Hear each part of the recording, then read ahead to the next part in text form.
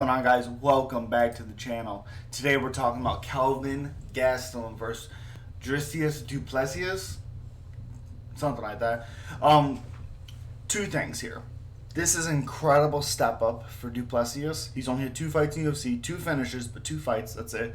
Kelvin Gastelum has been in the UFC since he was what, 8-0, 9-0, something like that, and then he made it till 12-0, and then he lost. He should be 18-8. He has a no contest in there when he finished Vitor Belfort, but he got popped for marijuana, which is stupid, even though now it's legal.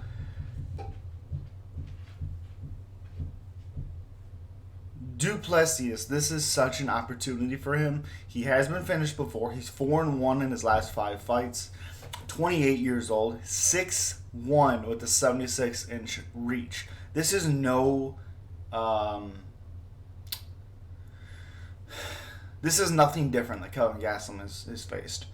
71.5-inch reach, 4.5-inch advantage for Du Plessis. Again, this is nothing new for him. 5'9", shorter guy, of course he is. He always is. Fighting a guy with Du Plessis who does get hit sometimes. Marcus Perez was lighting him up before he got finished and threw a stupid spinning back elbow, which makes no sense, but he did it. Kelvin Gastelum hurt Izzy a couple times in his fights. Looked very, very good against, what's his name? Jack Hermanson until he got heel hooked. Darren Till, close fight coming off the fight with Izzy. Darren Till coming off the fight with Jorge Masvidal. Close fight.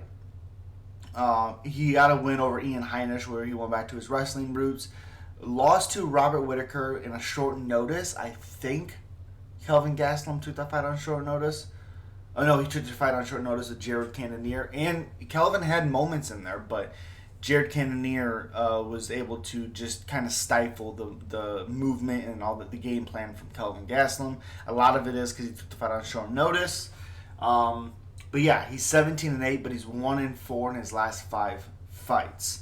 Now, you could say that Kelvin Gastelum's days are behind him. I don't think it's that simple. I mean, look at the guys he's fought. He fought Darren Till, lost a split decision. Fought Jack Hermanson and was winning the fight, but got submitted. Jack Hermanson's damn good. Went down a little bit level. Fought Ian Heinisch, dominated Ian Heinisch. Then goes up to number 2, fights number 2 in the world, Robert Whittaker, loses a decision. And then fights Jared Cannonier, who probably is fighting for the title next. So all of his losses are top 5 guys. So I don't think it's as easy as being like, okay, well, he's done. You know, there's not much more there left for him. Huge win for Du Plessis. Now that can happen, but one thing we got to remember is I really like Kelvin Gastelum's back being against the wall. I think it makes a very scary Kelvin Gastelum. We know that chin is fucking as granite as can be. He has like Dan Henderson, early Dan Henderson chin, where he doesn't get touched or he doesn't wobble. I mean, he gets hurt, but he's never been finished. But the name of the game for this, I would assume, is, you know, strike, use his speed, his footwork, and then go wrestle him. Again, Du Plessis gets hit. You know, Marcus Perez was able to hit him. Trevin Giles was able to hit him a couple times, and you know, sting him a couple times because he does get hit.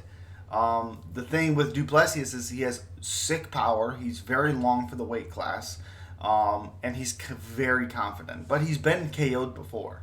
He has. I'm going to go with my boy Kelvin Gastelum. I think his speed, his movement, and his wrestling is going to cause a lot of issues for Du Plessis. I just think it's such a jump up for Du Plessis, and especially on short notice. But it's not really a short notice fight. It's just a different opponent on the same fight card he was fighting anyways. So yeah, I have Kelvin Gastelum. If Du Plessis... The thing that Du Plessis does very well is he lulls you into a sense of comfort, you know, sense of security, like he did against Trevin Giles. Trevin Giles moving forward, Du Plessis moving back like he was against Marcus Perez, and then out of nowhere he springs forward and, you know, gets a knockout. That's what he did against Trevin Giles. Trevin Giles was pushing forward, throwing combinations at him, and then out of nowhere, like a Superman punch, basically, knocks out Trevin Giles.